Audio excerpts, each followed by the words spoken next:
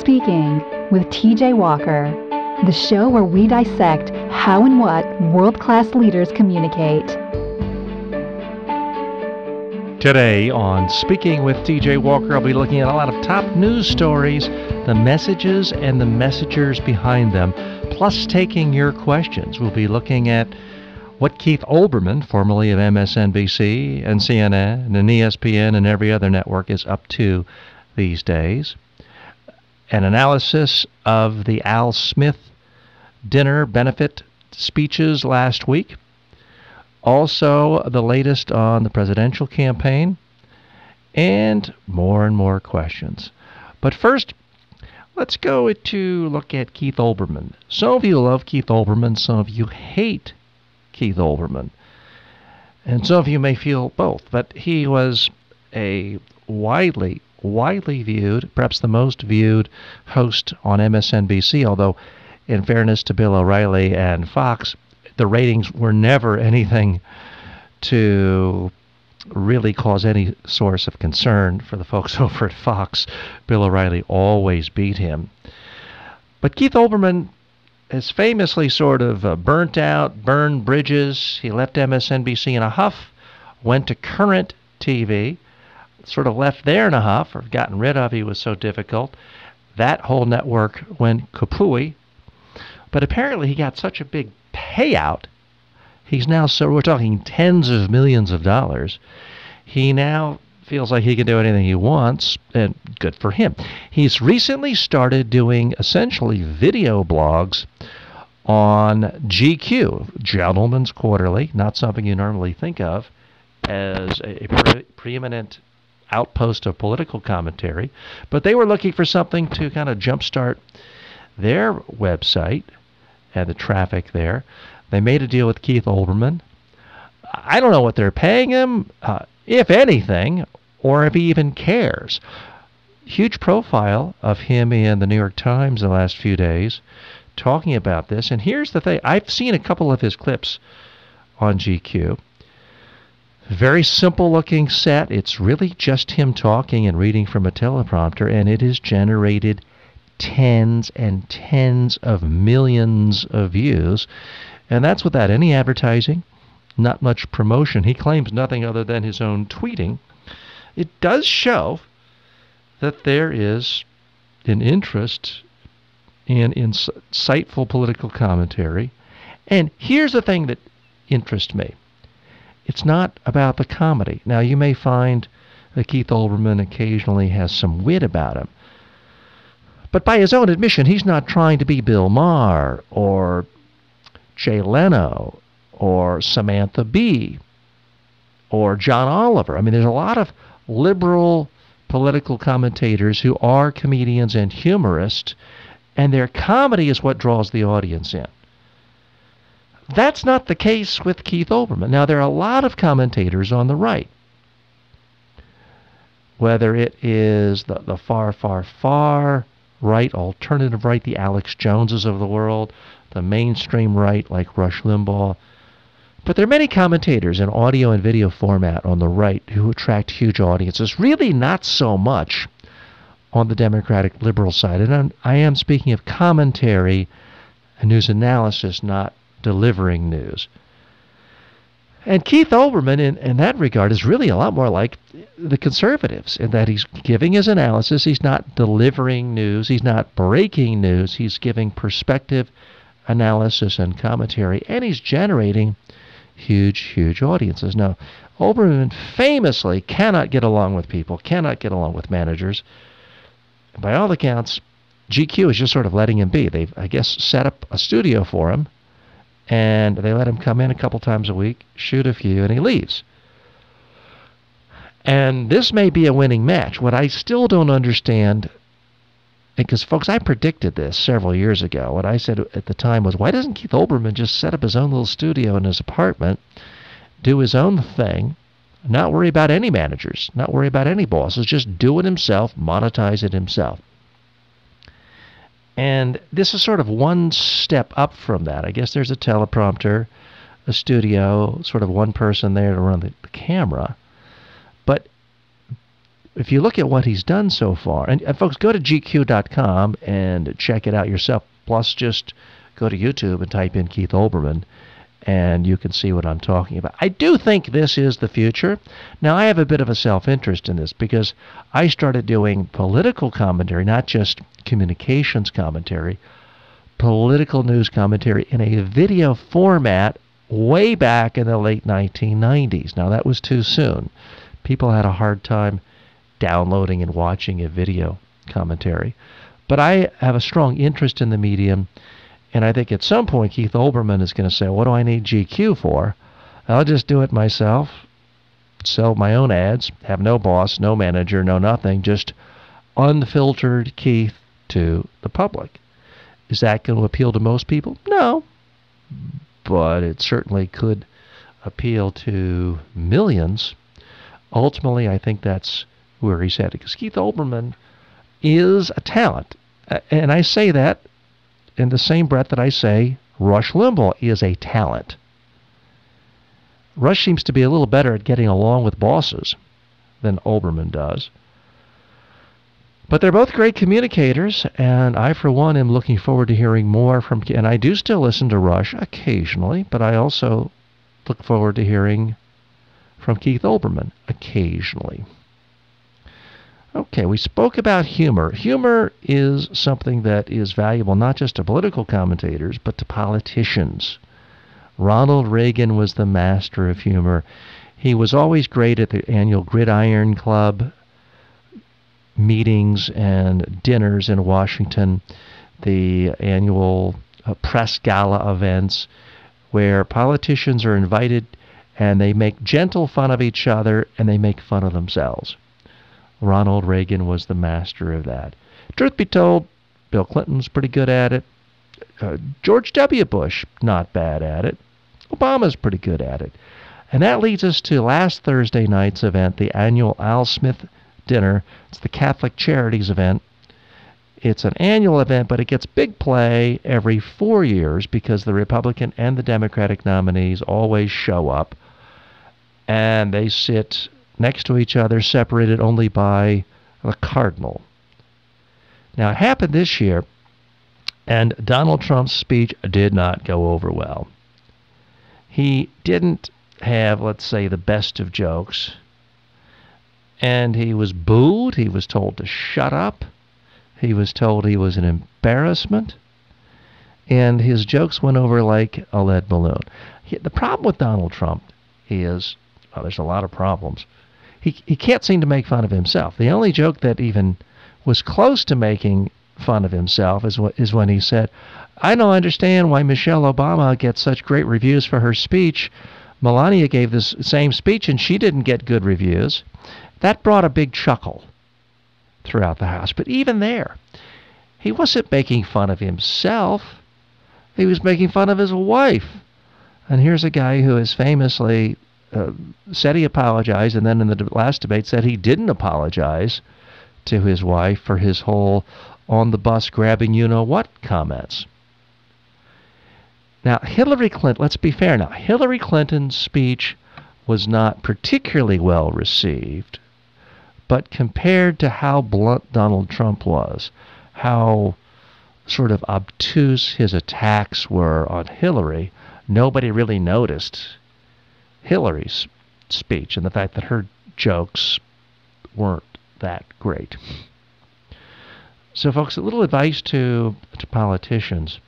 These so-called speeches, events, dinners that aren't important and that don't really matter, they do matter when it comes to the public forming opinions of you at a human level.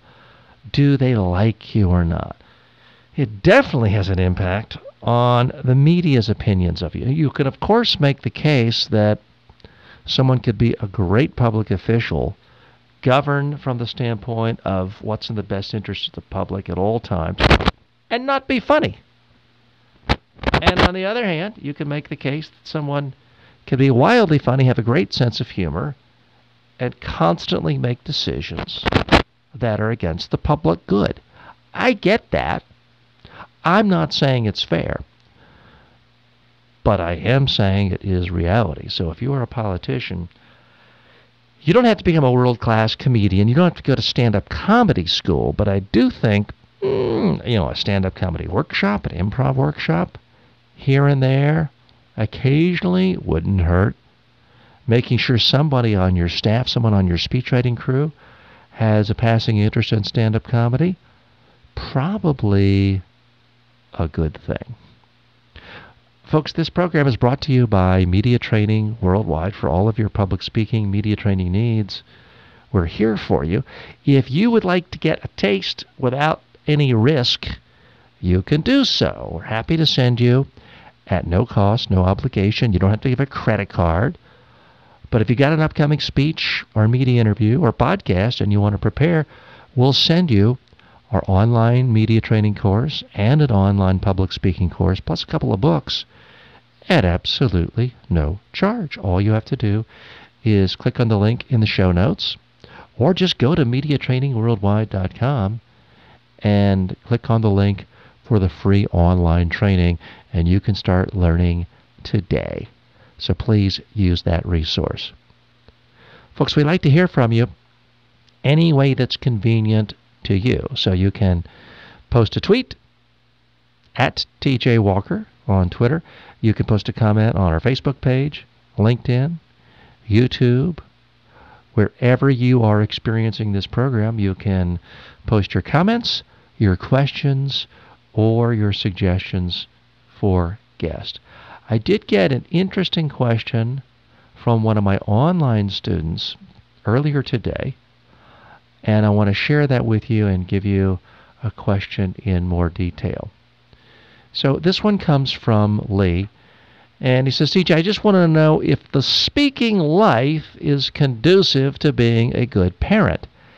Can you balance both effectively? Well, of course you can do it effectively. You can balance anything if you have it the right way. But there's a lot of assumptions in this question of Lee's that I want to address. It's certainly possible, and I've seen this. Some of my friends who are professional speakers, they get so addicted to the thrill of the stage, and they get better and better and more in demand. Next thing you know, they're trying to do 200 speaking engagements a year. They're on the road 320 days a year. And yeah, they might be making a lot of money, but if you only see your spouse and your kids one day a month, well, guess what? They're going to be strangers. It doesn't lend itself to lasting relationships, and that's why I have a lot of friends who are professional speakers who have been divorced 3 times and are now single and barely know their kids. So it's certainly possible, Lee, to be a professional speaker and be on the speaking life and have a horrible personal life and be a horrible parent. Now, I am a parent. I happen to think I'm a great parent. Now, you can ask my daughter, maybe in a few years. She's 3.5. At this point, she thinks I'm a great daddy. I can tell you that. In the future, can I guarantee? Well, no, I don't think anyone can really guarantee things like that. But here's the thing. It's about time. There are a few mistakes that some people do make that just guarantee failure. Some people, Lee, and I don't know what your particular niche is, but some people just say, I want to be a speaker. All I care about is speaking. I'll speak anywhere, anytime, at any price. And they just sort of hold out, they put out a shingle saying, I'm a motivational speaker. They don't have any really clearly defined niche, no real expertise, and they just they put out a shingle as a professional speaker, keynote speaker, and they'll speak for $1,000, $750. And you know what? You can do 100 days a year. And then with travel, that's 200 days. And with planning, that's 250. And that's pretty much your whole life. So, yeah, you've done 100 speeches all over the country or different places. And you brought in 100,000. And to a lot of people, well, that sounds great. The average family in America's income is $55,000. So 100,000 sounds great. But here's the problem. You have expenses, you have marketing expenses, you have, and I'm assuming you're getting your travel paid separately. You have marketing expenses. It's your own business. You have to pay for your own health insurance. You have to pay for your own retirement. So what sounds like a nice, cushy six-figure income is actually more like making $45,000 as an assistant manager at Burger King. Well, now if you do have a spouse and kids, there may be constant financial woes and problems combined or magnified by the fact that you're gone all the time. So that is a prescription for disaster. If you try to be this general speaker, my advice, Lee, is it's fine to want to speak, and it's fine to be a professional speaker. But you should never, ever, ever position yourself or see yourself in your own eyes as a professional speaker. That's going about it the wrong way. You need to position yourself, first and foremost, as an expert in a particular area. And because you're an expert, you will gladly speak on that for a set fee. You will do workshops, seminars for a set fee. You'll write books on the subject. You'll create online courses. You will do consulting. You'll help people through live Skype video. Once you define your area of expertise, there are now a lot of different ways you can make money on it. And once you establish an area of expertise, you can dig deeper and deeper and deeper so that you get better at it. And so that people recognize your expertise and you can charge more. That's really the key to it. I think I have a good family life, and I get to spend a tremendous amount of time with my daughter because I do have a home office. Now, there are times when I'm on the road or I'm away in Europe for 9 days or in the Middle East or in India somewhere, but I might have a 3-week stretch where I don't have to leave the home. I do have a home office, I have a home TV studio, recording studio, and I have a separate home office for everything else, marketing, website, calls, sales, all of that. And then a living space. And what that means is I often spend 3 meals a day with my daughter: breakfast, lunch, dinner. This afternoon, I was lucky enough to take off 3:30, and we went to a little farm and did the whole Halloween pumpkin patch thing, and now I am back in the studio at 5 doing a show for you. So you can have flexibility, Lee, but the hard part for most people is really figuring out what's the area of expertise you want to dig deep into and figuring out what your main driver is that you can sell. Now, I also wrote back to Lee saying it can be conducive to being a good parent, because if you are an expert and a professional speaker these days and you don't have a large staff and office, and you don't need to, and you don't have some big, large consulting firm, you can have a home office. You can work from home. And Lee wrote back and said, wow, that would be great. I'd love to work from home. Here's the thing, Lee.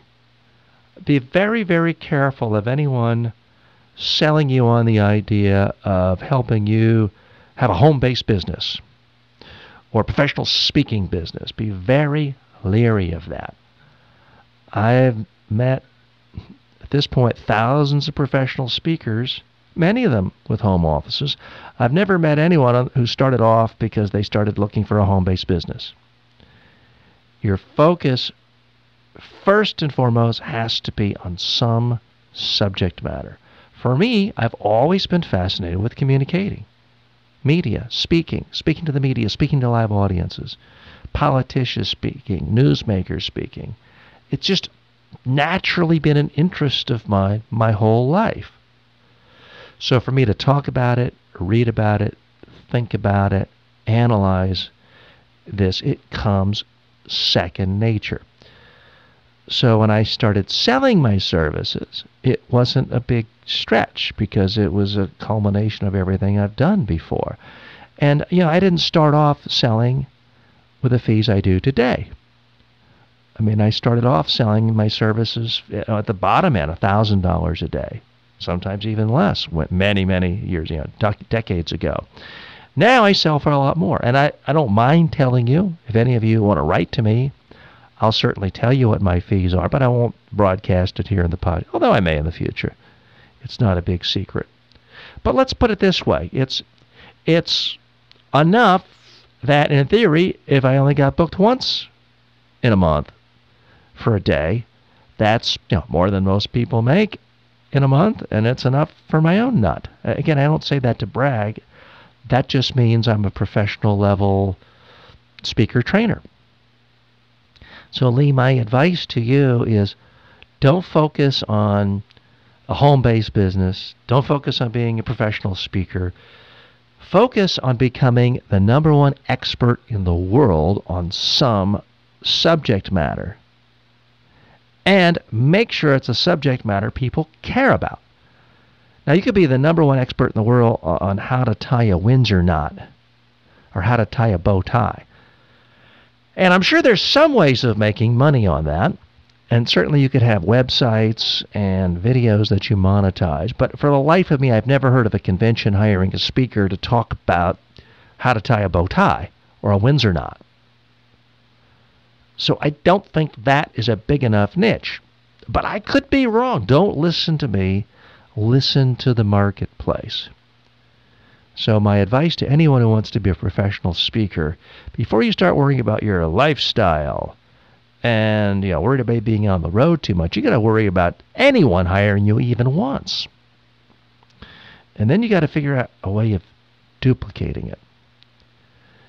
One of the biggest scams out there, all these get-rich-quick guys, and it is for the most part guys, telling you how to become a professional speaker and how to be rich, and it's a highest paid profession. Well, let me tell you, professional speaking is not one of the highest professions in the world. It's one of the lowest professions in the world.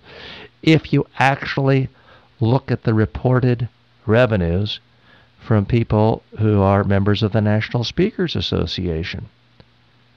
I know when I first joined 10, 15 years ago, the average was something like $28,000 a year.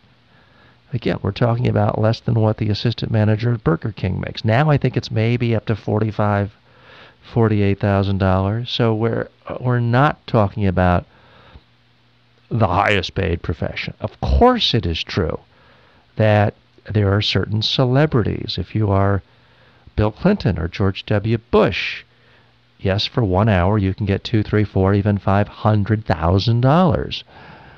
But they're not being paid to speak. They're being paid to show up because they are a world-renowned celebrity. And people like being around famous people. So it begs the question, how do you become famous? If you become president, obviously, problem solved. Bingo. For the rest of your life, you can make a lot of money as a speaker. But if you become president of the United States, money's probably, at least in the last 60 years, the least of your concerns. There's so many other ways of making money. But Lee, for you, for me, for most people, it's a chicken-egg scenario. Okay, how do you become famous? Well, you speak a lot. Well, how do you speak a lot? Well, you become famous. So you've got to start somewhere. You've got to define yourself. And most people make the mistake of being too generic, too general, and they just call themselves a speaker or a motivational speaker. Too general, too vague, too fuzzy. Let me tell you a story about how I don't talk about this often, but I don't mind sharing it with you. It's nothing negative. When I really started my training business as a serious business, and not just something as a freelance side gig, it was about 16, 17 years ago. I had done training on the side for many years, but I was always hosting talk shows full-time, working for members of Congress, working politically. I was doing other things. And when I started my business, it was the middle of a recession, and I looked at what all of my competitors were doing, and they all said, we do media training for every industry, every type of person in every industry. We do athletics and finance and authors and experts. And I'd had a little bit of experience in all those places. But I thought to myself, how can I differentiate myself? how can I somehow stand out as a little bit different?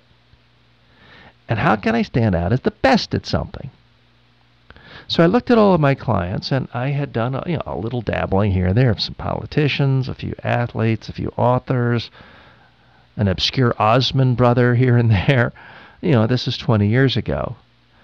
And I looked at what I did, and I said, you know what, I have done training with CEOs and CFOs at publicly traded companies. And I also thought, who are the best clients to have who, and I wasn't even charging that much at the time, but clients who don't complain about paying money for training. Clients who don't want to dicker over fees. And even then, it occurred to me that the best clients were publicly traded corporations because 99% plus of companies in the world are too small to be publicly traded companies, or they're just privately held companies. So the idea came to me of, why don't I call myself the leading media training firm in the world specializing in senior executives at publicly traded corporations. Now that may sound like a mouthful, but that's how I labeled my website at the time. It was TJ Walker Communications. That's how I positioned myself. And I got to tell you, it started gaining traction in the second year when I went over to that branding, and it really seemed to work because I was instantly able to make myself seem like a good fit for people at publicly traded companies. Now, I want to point out, I didn't lie. It's not like I'd never worked for a publicly traded corporation before or top executives. I didn't lie and fake it till I made it. I just narrowed my focus, and I narrowed what I wanted other people to look at when they saw me for the first time. And I do think that that's a helpful technique, whether you're a consultant, a trainer, or a speaker. People have a hard time seeing you with more than one hat. And if you can narrow it down so they see you as one thing, it's going to make it easier for them to imagine hiring you, especially if you want to charge a lot of money.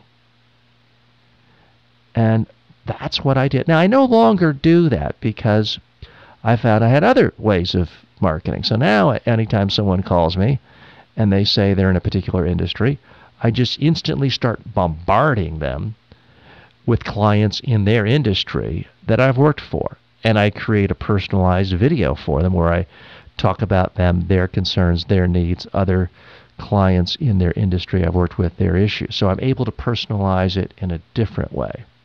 So Lee, that is my advice to you, is figure out a way of really, number one, narrowing your focus, but number two, narrowing the focus of your prospects so that they really see you in a different specialized light. Do that, and you'll have a lot of flexibility, because the more specialized you are, the more you can charge. The more you can charge, the less likely you are going to be to run around and fly all the way across the country for a low-paying gig.